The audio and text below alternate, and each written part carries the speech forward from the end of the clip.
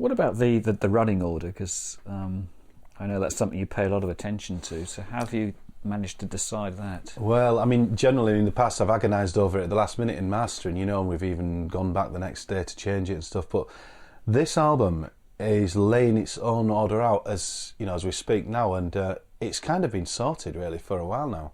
We've tried different things, but there's been a running order that's been there since the songs have been recorded in very early stages without words on, and it's kind of staying to that. And it's nice because a great album can suggest its own order, and it's a song in itself.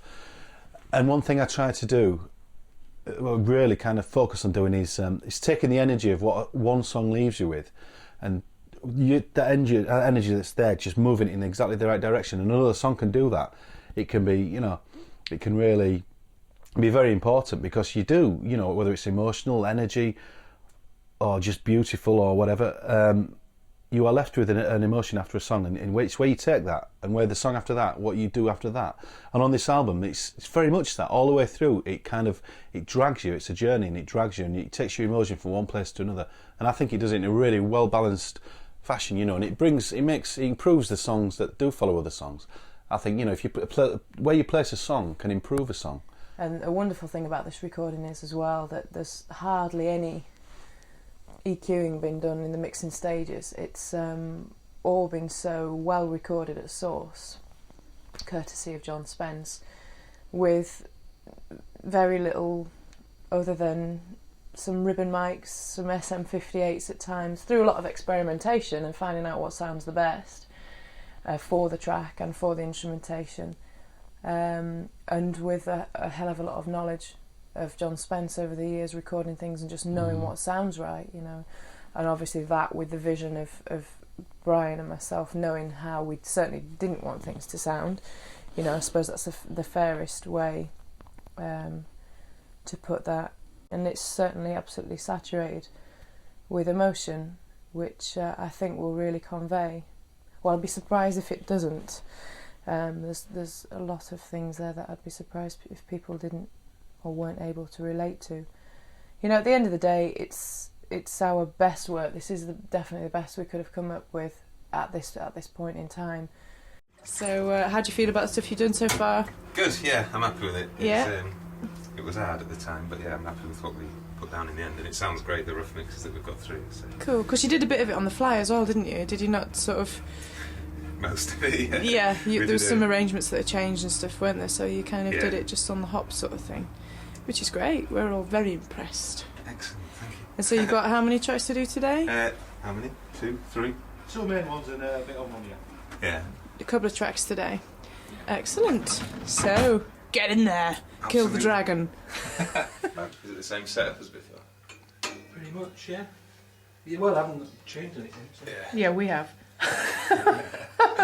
We've been in and out of here a few times and knocked mics over. Oh dear.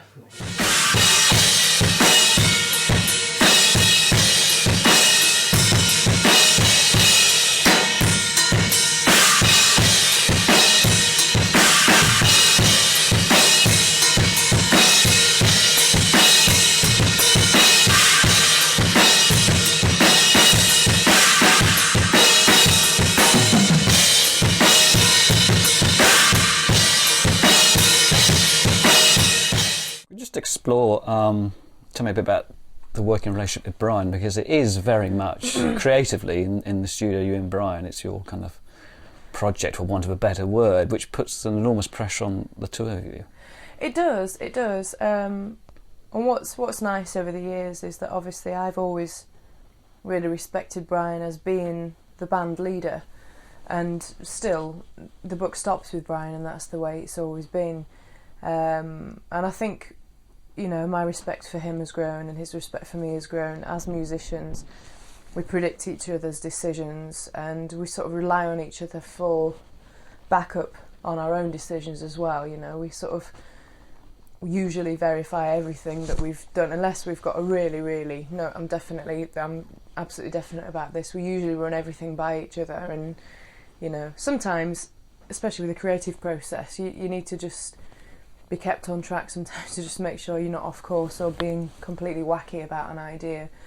And it's really nice and humbling for me when I have a sort of, when Brian's got an idea that I think's amazing, and it sort of comes to sort of almost completion, and he'll do a solo, or he'll, you know, want to sort of bring me into the mixing stage, you know, I'm obviously very flattered that somebody that I hold in such high esteem as a musician would respect my opinion so highly as well. I think I'm still sort of obviously getting into working with Motorcycle, because I only worked on the last album. I didn't work on Storms because I only obviously met the band just after they'd made Storms. So for me it's a new experience, and I love it. It's absolutely brilliant. You know, doing the harmonies and working with people that have such brilliant voices, it's really, you know, it's fantastic. Oh dear. Someone set an umbrella up in here. It's in case it rains. Do you have the light switched on, you? Well, that's a lovely, lovely light. Okay. Is there a small horse galloping across the deck? It's a Cottenham kit. With the Atari tennis stand.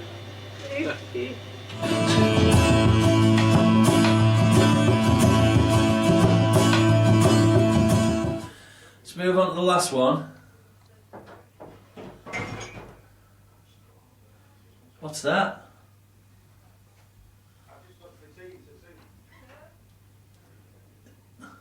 What did he say? He's knocked his teeth out on the sink.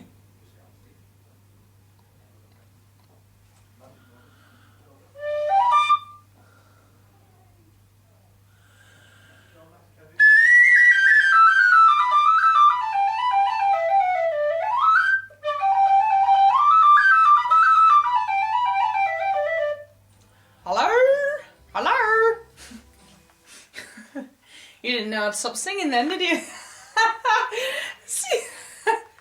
Brilliant. I'm just going to explain to the camera what's going on in the control room. We're just experimenting with the vocals on A Different Sky, which could be called Sunset, we don't know yet. And he's multi-tracking lots of different vocal takes.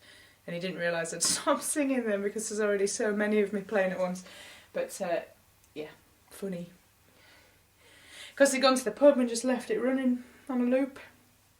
But it's, you know, it's very much a family band. It really does feel like that, and it's lovely. So, and even just hanging out in the studio, it always feels, you know, it just feels very, very connected and very close. And it's, you can tell that the band's been going for the years that it has, because it's got that vibe to it. And really, before I started playing with them, I'd just been coming up and visiting, getting to know them all more and hanging out. So, yeah, that was a long answer. Is that your van, Judge? See you, folks. Is that your van?